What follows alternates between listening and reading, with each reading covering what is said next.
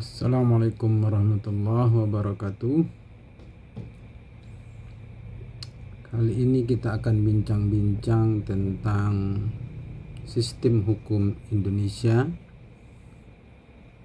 dikhususkan kepada mahasiswa yang mengikuti mata kuliah pengantar hukum Indonesia, tapi tak tertutup juga kemungkinan kepada khalayak umum untuk mengetahui bagaimana sistem hukum Indonesia berlaku sampai saat ini.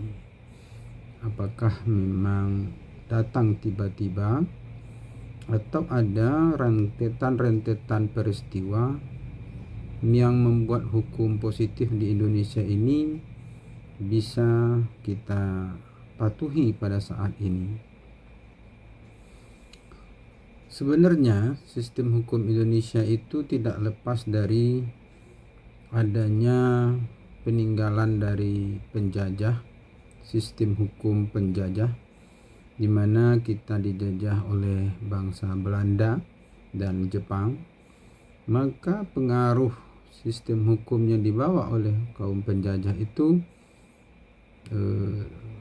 bisa berlaku di Indonesia atau berpengaruh untuk berlaku di Indonesia.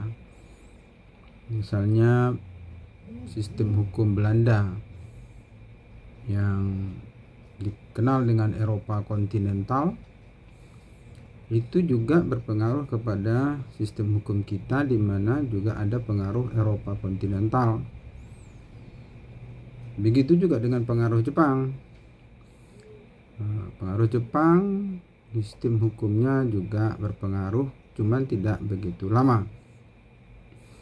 Adapun yang melatar belakangi terjadinya sistem hukum ini tentu karena sistem hukum Eropa kontinental yang diatur oleh Belanda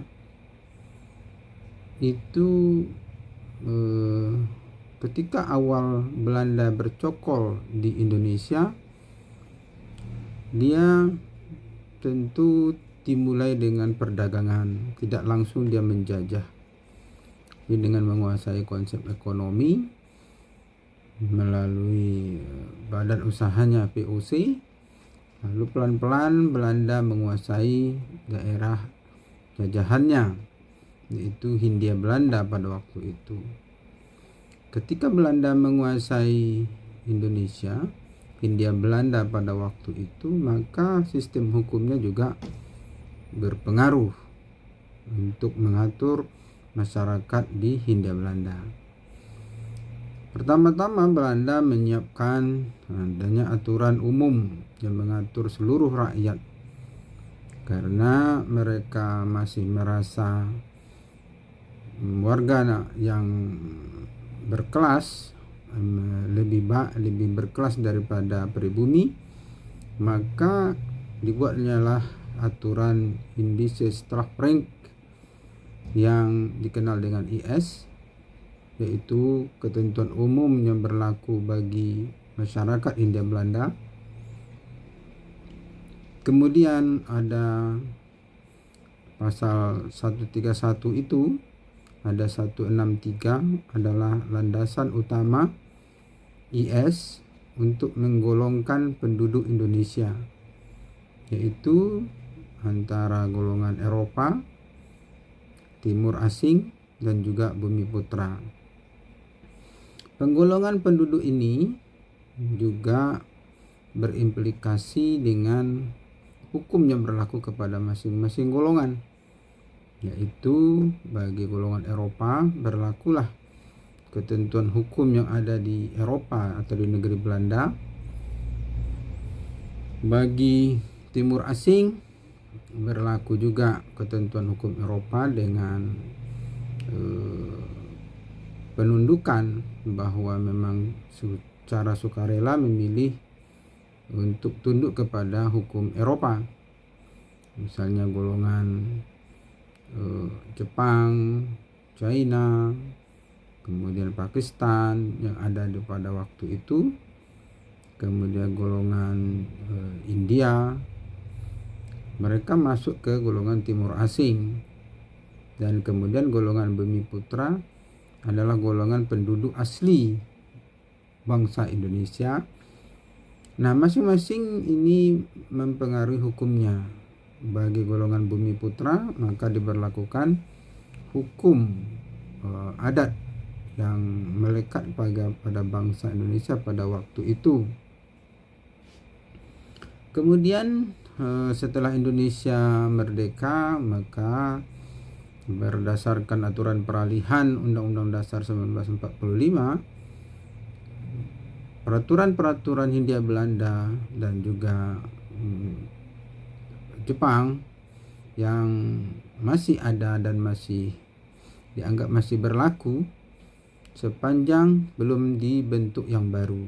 Secara otomatis ketentuan aturan peralihan ini membuat bahwa aturan-aturan Belanda itu tetap berlaku di negara kita.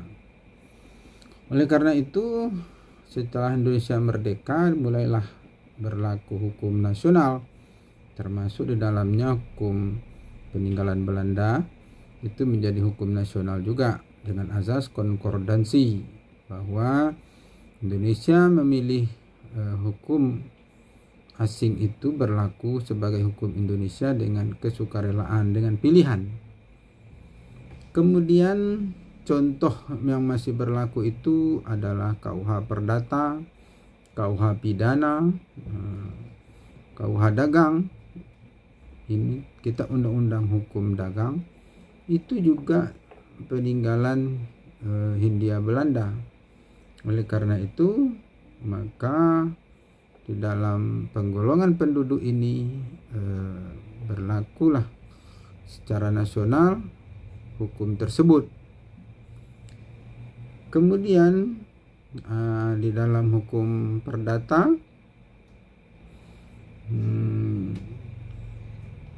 itu adalah hukum yang mengatur hubungan pribadi dengan pribadi secara privat dan diatur dengan Kitab Undang-Undang Hukum Perdata, yaitu terdiri dari 4 buku.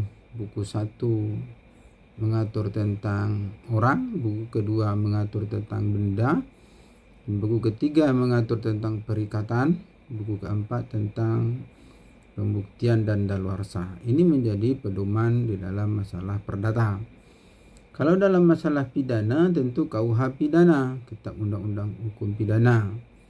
Nah, di sini kita juga akan mengetahui bahwa hukum pidana itu adalah hukum yang mengatur tentang penghukuman kepada seseorang yang melanggar ketentuan pidana di dalam undang-undang.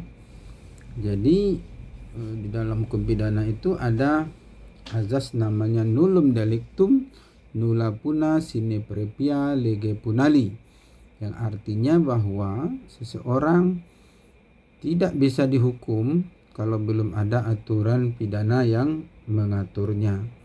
Oleh karena itu, di dalam menentukan kesalahan seseorang harus jelas aturan apa yang dia langgar. Kalau tidak, maka belum bisa ditempatkan kepada ketentuan hukum pidana. Dan yang dihukum adalah pelaku.